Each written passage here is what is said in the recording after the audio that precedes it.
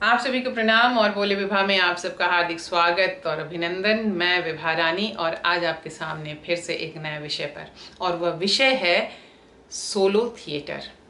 इसके पहले मैंने आपसे एक्टिंग में क्या क्या बातों का ध्यान रखना चाहिए, किन किन बातों का ध्यान रखना चाहिए, इसके बारे में मनीषा कनौजिया की बातों पर मैंने आपके सामने वो बात रखी थी। आज मैं आपके सामने बात रख रही हूँ सोलो थिएटर पर, क्योंकि सोलो थिएटर मैं खुद करती हूँ। तो क्या है ये सोलो थिएटर, आइए इसके बारे में थोड़ी सी जानकारी लेते हैं और बीच बीच में हम इसे इलैबोरेट करते रहेंगे। इलैबोरेट करने के लिए हम आपके पास आते रहेंगे।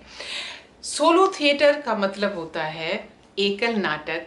मराठी में इसे एक पात्रीय नाटक कहते हैं।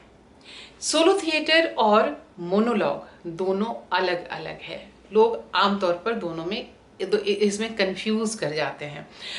सोलो थिएटर पूरी तरह से एक्टिंग है, मोनोलॉग एकालाप है।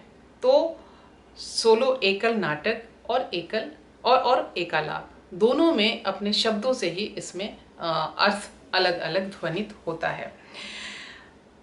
सोलो थिएटर में कहानी वही होती है जो एक ग्रुप नाटक की कहानी होती है।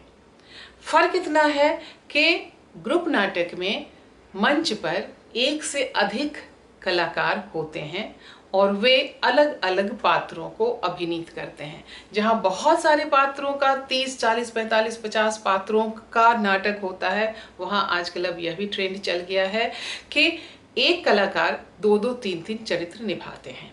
अब एक कलाकार अगर ग्रुप नाटक में भी दो दो तीन तीन चरित्र निभा रहे हैं, तो वही एक कलाकार सोलो थिएटर में उन तमाम चरित्रों को निभाता है। तो नाटक वही है, इसकी विधा अलग है। विधा इस रूप में अलग है कि ये सोलो थिएटर है, ग्रुप नाटक नहीं है। इसकी चुनौतियां क्या क्या है? इसकी चुनौतियां ये है कि कलाकार एक है और कहानी में, उस नाटक में अगर एक से अधिक पात्र हैं, चरित्र हैं, तो ये कलाकार की जिम्मेदारी है कि वो उन सभी चरित्रों को इस रूप में अभिनीत करें कि दर्शकों को वो सारे चरित्र दिखने चाहिए। एक ही कलाकार है लेकिन सारे चरित्र उसे दिखने चाहिए, क्योंकि उस चरित्र को निभाने के लिए अलग अलग कलाकार नहीं आएंगे। आमतौर पर ये मान लिया जाता है कि यह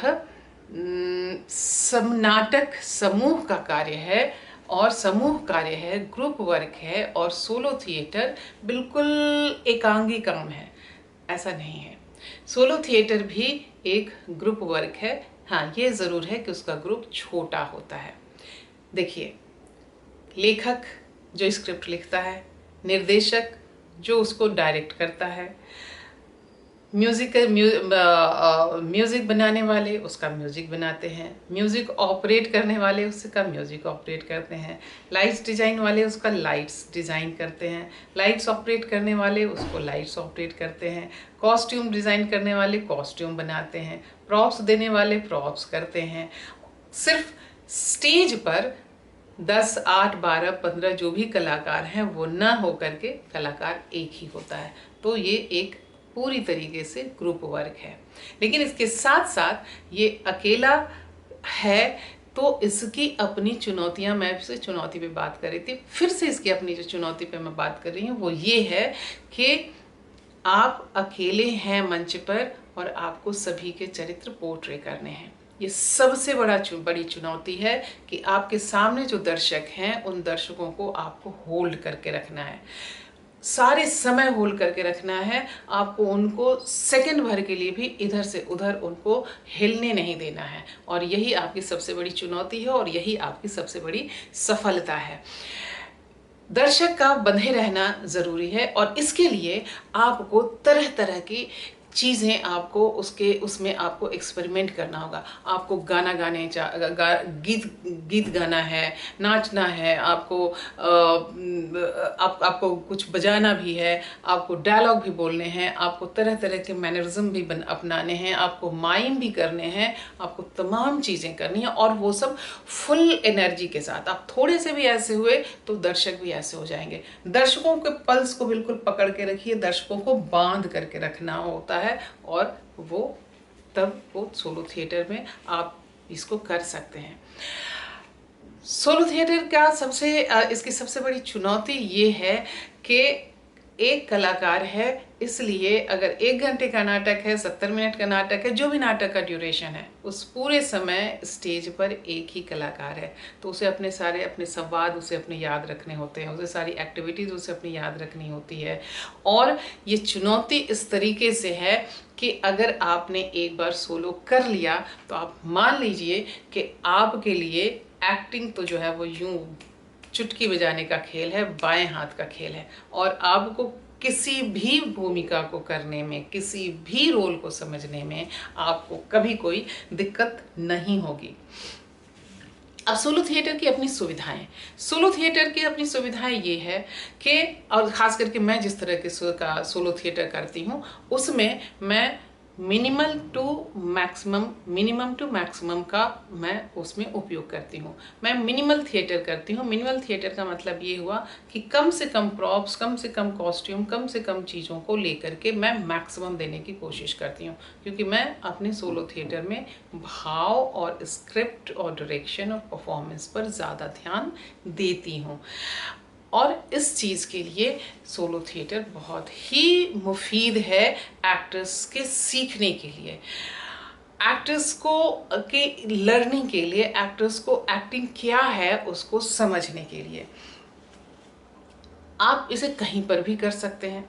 सोलो थिएटर के साथ ये खासियत है कि आप इसे प्रोसेनियम थिएटर में भी कर सकते हैं और कहीं किसी और जगह भी कर सकते हैं। और आज मैंने 2007 में सोलो थिएटर की शुरुआत की थी, सोलो थिएटर करना शुरू किया था, क्योंकि मैं 20 साल के बाद थिएटर की दुनिया में आई थी। तो मैंने अपने लिए ही अब एक चुनौती रखी, एक चैलेंज रखा, और फिर लगा कि हाँ, ये मेरे लिए बहुत चैलेंजिंग है और इस पर अगर मैं काम करती हूँ, क्योंकि मैंने देखा कि सोलो थिएटर की दुनिया बड़ी ही अंधेरी सी थी, लोग उस पर ध्यान नहीं दे रहे थे, और उस तरीके से उस पर ध्यान भी नहीं था, उस तरीके से उसकी कोई मान्यता भी नहीं थी। लोगों को लगता था कि बड़ा कुछ दोयम दर्जे का काम है। मैंने उसको एक चैलेंज के रूप में लिया और मैंने उसे देखा कि अगर मैं इस पर मेहनत करती हूँ और ये तो धीरे धीरे ये आगे बढ़ेगा। ऐसा नहीं था कि मेरे से पहले किसी ने सोलो थिएटर नहीं किया था, मैं किसी भी गफलत में नहीं हूँ। हाँ, सोलो थिएटर की वो स्थिति नहीं थी, मैंने उसकी कोशिश की और धीरे धीरे मैं साइलेंट वर्कर हूँ, साइलेंटली मैंने इस पर काम किया, और काम करने के साथ आज धीरे धीरे वो स्थिति बनी कि सरकारी, गैर सरकारी सभी संस्थाओं में, नाटक के ग्रुप में धीरे धीरे सोलो थिएटर को स्थान मिलने लगा। लोग सोलो थिएटर फेस्टिवल करने लगे, कम पात्रों के नाटक करने लगे, सरकारी संस्थानों में भी इस तरह के नाटक होने लगे। और आज तो अब डिजिटल टाइम है, कोरोना टाइम है, डिजिटल युग आ गया है, और इस डिजिटल युग में सोलो नाटक सबसे ज़्यादा मुफीद है, क्योंकि आप कहीं जा नहीं सकते हैं, आप किसी को बुला नहीं सकते हैं, अब आप कुछ कर नहीं सकते हैं, लेकिन आप नाटक तो कर सकते हैं। और नाटक करने के लिए हम अपने घर से या जहाँ पर भी आप रह रहे हैं, थोड़ी सी जगह में छोटी सी डिजिटल थिएटर की अपनी जो सीमा है, उस अपनी सीमा में हम उसको कर सकते हैं। तो ये एकल नाटक थिएटर और इसके साथ साथ जो रूम थिएटर जिसे मैंने इनिशिएट किया था, उस रूम थिएटर के बारे में, उस रूम थिएटर को अब आज का समय केटर कर रहा है। तो जो 2007 में मैंने सोलो थिएटर की शुरुआत की थी और 2014 में मैंने अवितो को रूम थिएटर की शुरुआत की थी, वो दोनों आज के इस डिजिटल युग में एक साथ आ रहे हैं और थिएटर को केटर कर रहे हैं। ये अपने आप में बहुत बड़ी बात है। तो सोलो थिएटर, सोलो परफॉर्मेंस में मैं इसमें एक चीज़ और आपको मैं जोड़ दूं कि अब आज के इस डिजिटल थिएटर का अपना फ़ायदा है कि मैंने ऑनलाइन सोलो परफॉर्मेंस क्लास शुरू की है और इसके बड़े अच्छे रिजल्ट मुझे मिल रहे हैं, क्योंकि इसमें जो भाग लेने वाले, इसमें जो शामिल हो रहे हैं, जो सीखने के लिए आ रहे हैं, वो बच्चे हैं। बच्चों को हम अलग से सिखाते हैं और बड़े एडल्ट्स उसमें अलग से आते हैं। तो जो एडल्ट्स आ रहे हैं, बच्चे तो बच्चे हैं, जो एडल्ट्स आ रहे हैं उसमें अधिकांश अलग अलग प्रोफेशन के हैं। कोई डॉक्टर हैं, कोई डांसर है, कोई होम मेकर हैं, कोई काउंसलर हैं, कोई प्रोफेसर हैं, और इस तरीके से लोग आकर के सीख रहे हैं। तो आपका भी मन करे तो आप भी आकर के सीखिए और सोलो परफॉर्मेंस का आनंद लीजिए, सोलो परफॉर्मेंस की चुनौतियों का सामना कीजिए, क्योंकि जितने गहरे आप पानी में डूबेंगे उतना आपको मोती माणिक मिलेगा। तो आज हम सोलो थिएटर के बारे में इतना ही रखते हैं। इसके एक एक नुएंसेस को लेकर के, अगर डायलॉग ही है तो डायलॉग कैसे बोलेंगे, मूवमेंट है तो मूवमेंट कैसे करेंगे, बॉडी बॉडी लैंग्वेज कैसे एक्सप्रेस करेंगे, फेशियल एक्सप्रेशन कैसे करेंगे, सांस का इसमें क्या महत्व है, ब्रीदिंग इसका क्या महत्व है, इन सारी चीज़ों के बारे में हम आपसे धीरे धीरे बात करेंगे बोले विभाग के अलग अलग एपिसोड में। आज आपके सामने हम इतना ही रखते हैं। सोलो परफॉर्मेंस को एंजॉय कीजिए, सोचिए सोलो परफॉर्मेंस को, आराम से आप सोलो परफॉर्मेंस कर सकते हैं। और आइए, जो नॉन एक्टर्स हैं वो भी कर सकते हैं, एक्टर्स तो कर ही सकते हैं। तो आप सबका इन्हीं सब के साथ बहुत बहुत धन्यवाद, नमस्कार, और अपना ख्याल रखिएगा, क्योंकि आप हैं तो हम हैं। बहुत बहुत फिर से प्रणाम, नमस्कार।